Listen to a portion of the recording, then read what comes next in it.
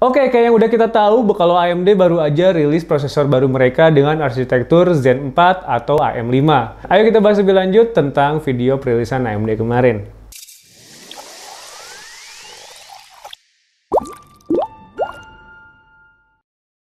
Kita bakal bahas tentang CPU seri 7000 dari AMD. Dan ini adalah line-up CPU terbaru mereka yang akan rilis tanggal 27 September 2022.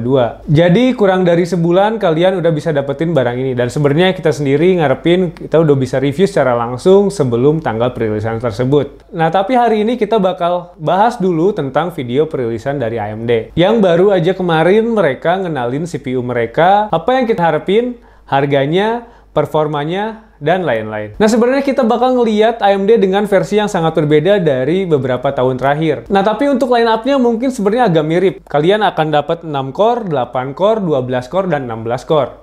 Tapi untuk AMD generasi ini sebenarnya agak mirip dengan Intel. Jadi hal terpenting yang harus kita note di sini, bahwa AMD akan memulai hal baru dengan platform baru, desain soket baru, pendingin baru, DDR5, dan PCIe 5 baru.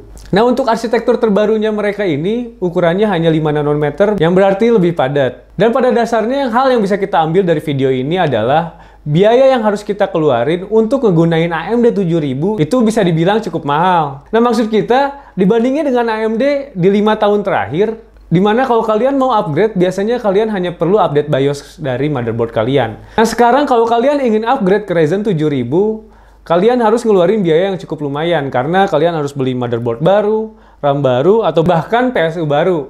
Dan untuk beberapa kasus, barang-barang ini harganya bisa lebih mahal dari prosesor yang akan kalian gunakan.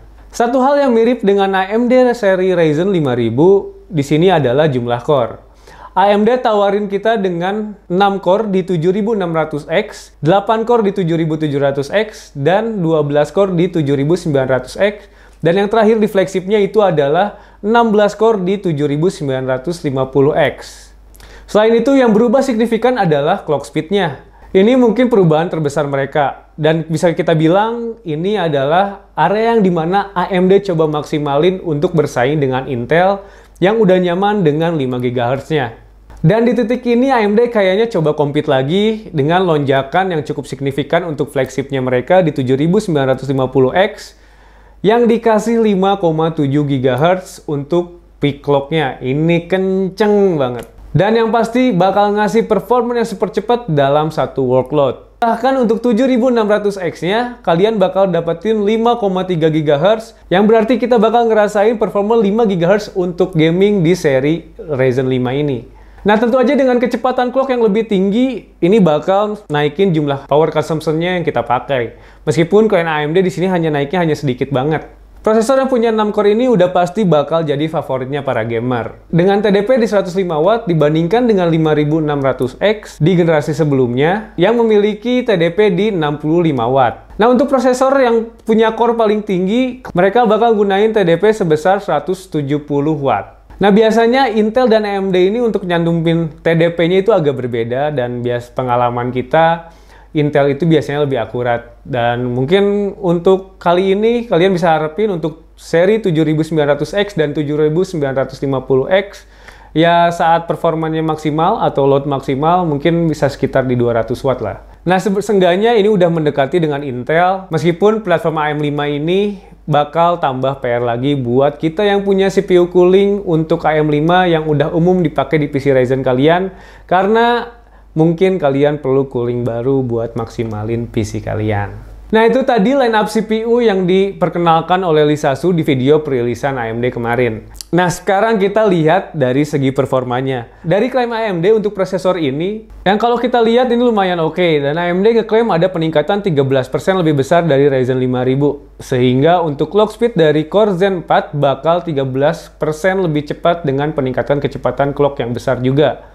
Bahkan ada peningkatan 29% dalam performa single thread untuk 16 core 32 thread-nya. Nah, menurut kita ini sebenarnya udah jadi shifting yang sangat bagus dan arahnya juga udah bener banget gitu ya. Dengan banyak program yang udah support dengan GPU Accelerated akhir-akhir ini, kita sebagai content creator sebenarnya nggak terlalu peduli dengan jumlah core lebih dari 12 core gitu. Karena sampai sekarang kita ngegunain prosesor dengan 12 core aja, itu nggak akan pernah maksimal penggunaannya gitu. Maksud kita hampir semua program yang kita gunain bakal ngerasain peningkatan performance dari single threaded performance dan kecepatan clock yang lebih tinggi. Tapi nggak setiap program yang digunain content creator bakal ngerasain performa yang signifikan dengan hanya jumlah core yang lebih banyak. Nah, kalau misalkan kita lihat ini kayaknya AMD agak bergeser dan lebih fokus ke apa yang udah Intel lakuin. Intel secara bertahap udah nambahin jumlah core mereka, tapi fokusnya selalu pada kecepatan clock yang lebih tinggi dan single threaded performance-nya yang lebih. Dan sebenarnya kayak yang udah kita tahu, dengan upgrade ini kalian bakal butuh power consumption yang lebih besar. Nah, untuk lebih lanjutnya sebenarnya kita pengen lihat dulu testing dan review dari reviewer lain ya, dan secara independen gitu. Tapi kalau kita lihat angka dari performa yang AMD udah share kemarin, dari data ini kita lihat AMD 7950X dibandingin dengan 5950X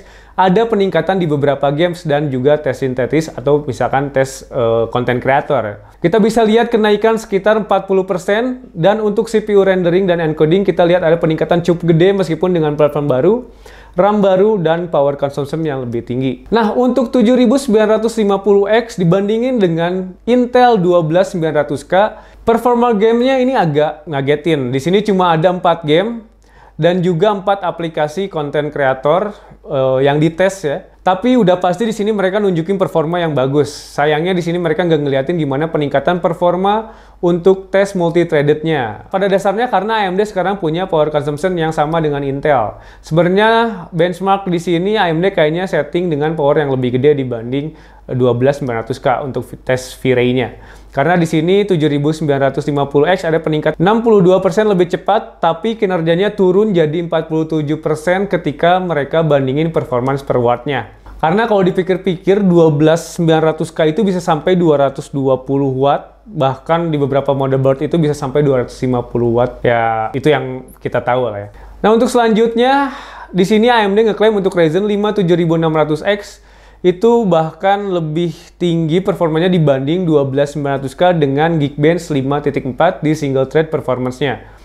Dengan rata-rata 5% lebih tinggi untuk 5 game yang mereka tes. Jadi ya sebenarnya ada dua hal yang bisa diunggulkan dari segi performance benchmark yang kita lihat sejauh ini ya untuk Ryzen seri 7600X atau Ryzen 5. Oke, nah sebenarnya kalau misalkan dari tes performance yang udah mereka lakuin dan mereka klaim, memang jelas sudah ada yang namanya peningkatan performa.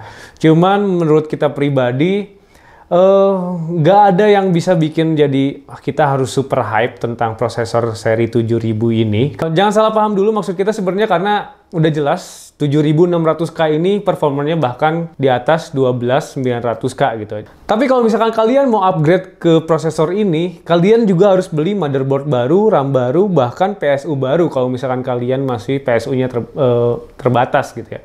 Jadi bisa dibilang untuk upgrade ke seri 7600X ini, biaya yang harus kalian keluarkan itu lumayan gede, meskipun harga si prosesornya sendiri dari AMD kemarin rilis itu sekitar $299 atau $300 gitu. Atau misalkan kita anggap itu sekitar 4 juta sampai ke 5 juta lah, 4,5 lah ya. Nah, maksud kita sebenarnya kalau misalkan kalian mau ngerasain peningkatan performa dengan budget 4 sampai 5 jutaan, sebenarnya untuk saat ini kalian bisa dapetin 5900X itu sekarang harganya sekitar 5,7 atau ke 6 lah ya. Itu tuh untuk prosesornya aja. Dimana kalian bisa masih menggunakan motherboard kalian dengan RAM DDR4 yang udah kalian punya.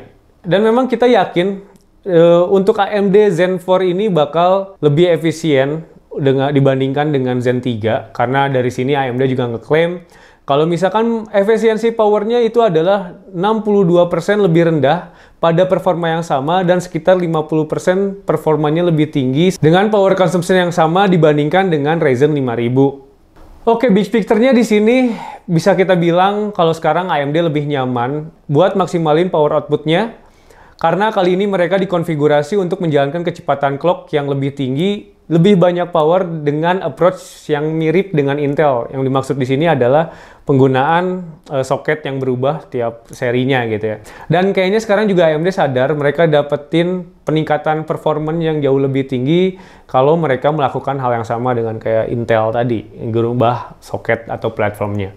Nah, sekarang kita lihat juga gambaran lebih dekat tentang si motherboard baru yang bakal mereka rilis.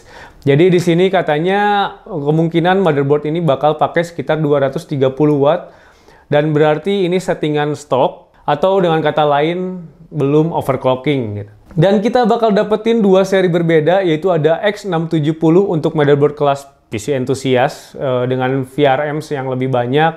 Pastinya ini bakal lebih mahal untuk kebanyakan orang. Terus yang kedua kita dapetin B550 yang seharusnya ini bakal jadi motherboard paling laku yang akan keluar pada bulan Oktober. Oke, menutup semuanya, sebenarnya dengan adanya platform baru ini sebenarnya udah jelas ini bakal menarik ya, karena ada motherboard baru, ada CPU baru, dan untuk tes dan juga review yang akan selalu menarik buat kita di kalangan entusias dan juga reviewer. Semua pengalaman yang mungkin bakal kita rasain yang beda gitu dari platform baru ini atau dari CPU baru ini. Cuman kalau misalkan kalian yang hanya sekedar buat main game atau penikmat PC atau buat kerja aja, buat upgrade ke Ryzen seri 7000 ini kayaknya mendingan nunggu harganya udah pada turun dulu, karena biaya yang kita harus keluarkan, estimasi kita ya maksudnya untuk ngerakit PC dengan Ryzen 7000 ini di akhir September atau di awal Oktober nanti itu cukup gede gitu, mungkin hampir sekitar 15 juta tanpa VGA, karena itu sekitar motherboard, RAM, dan juga si prosesor dengan kalian spare buat si power supply. Itu masih estimasi. Jadi estimasi kita sebenarnya ngegunain harga motherboard rata-rata DDR5 Intel saat ini. Rata-rata harga DDR5 Intel saat ini di sekitar 3-4 juta. Bahkan untuk seri Z sendiri itu harganya di sekitar 5 jutaan ke atas gitu ya. Dan untuk RAM-nya sampai saat ini, untuk DDR5 itu harganya satu keping itu sekitar 1 juta sampai 2 juta. Dan untuk yang dua keping di 32 GB itu harganya 3 juta lebih. Itu bahkan beberapa merek itu ada yang 5 juta. Nah, karena biayanya sebenarnya lumayan gede, jadi buat kalian yang memang niat upgrade dan udah punya PC dengan build AMD, sebenarnya banyak hal yang bisa kalian lakuin dengan budget yang bisa lebih murah. Mungkin kalian bisa tukar tambah prosesor kalian ke prosesor yang sekarang contohnya kita ngambil di Ryzen 9 5900X yang harganya sekitar 5,5 jutaan atau 5-6 juta. Atau kalian bisa ketukar ke Ryzen 5700X yang harganya di sekitar 4,4. Atau yang terakhir kalian bisa beli 5800X 3D yang ya memang harganya itu masih sekitar 7 jutaan, tapi kalian juga bakal ngerasain performance boost di situ. Tapi kalian bisa saving tanpa harus membeli motherboard baru dan juga RAM DDR4 yang udah kalian punya gitu. Dan pada kenyataannya performanya untuk sampai saat ini sebenarnya masih oke banget, karena apa sih yang mau kalian lakuin dengan PC yang super cepat itu dengan DDR5 itu. Apalagi buat kalian yang memang penggunaannya hanya untuk gaming atau kerja, kayaknya ya bisa dipertimbangkan nanti aja lah sampai harganya normal. Nah, meskipun harga si Ryzen 7600X ini harganya murah gitu, bisa dibilang hampir sama kayak si 5600 saat pertama kali keluar. Tapi sekali lagi kita ingetin kalian harus beli motherboard dan juga RAM DDR5 yang masih sangat mahal sampai sekarang. Oke, dan ini udah jelas AMD udah pensiun dengan AM4-nya dan akhirnya mereka udah pakai soket baru, platform baru yang oke, apalagi dengan look-nya dari si Zen 4 ini cakep banget.